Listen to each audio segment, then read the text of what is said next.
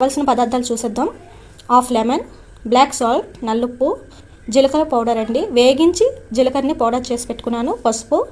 ముందుగా హాఫ్ లెమన్ని నేను ఇలా డైరెక్ట్గా కాల్చుకుంటున్నాను.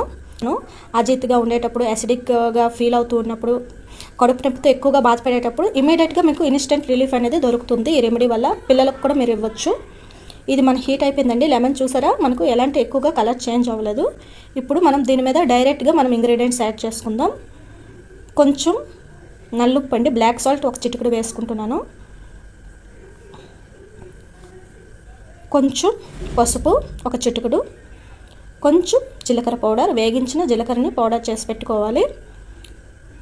చాలా సింపుల్ అండి. మీకు వితిన్ 10 సెకండ్స్లో మీకు రిలీఫ్ వస్తుంది. కావాలనుకుంటే మీరు ఇక్కడ వామ్ కూడా యాడ్ చేసుకోవచ్చు. వేగించి పౌడర్ సేమ్ ఒక చిటికెడు వేసుకుంటే యాడ్ చేసుకుంటే సరిపోతుంది.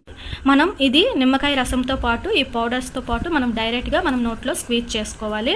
వితిన్ 10 సెకండ్స్లోనే మీకు రిలీఫ్ దొరుకుతుందండి. ముఖ్యంగా మనకి కడుపు నొప్పిగా ఉండేటప్పుడు పిల్లలు కూడా చాలా వరకు అప్పుడప్పుడు గ్యాస్ కారణంగా మనకి కడుపు నొప్పి అని చెప్తూ ఉంటారు. మీరు ఇమీడియట్గా ఇన్స్టెంట్గా వాళ్ళకి పెయిన్ రిలీఫ్ కావాలనుకుంటే ఇది మీరు ఇన్స్టెంట్గా మీరు పిల్లలకి చేసి పెట్టవచ్చు.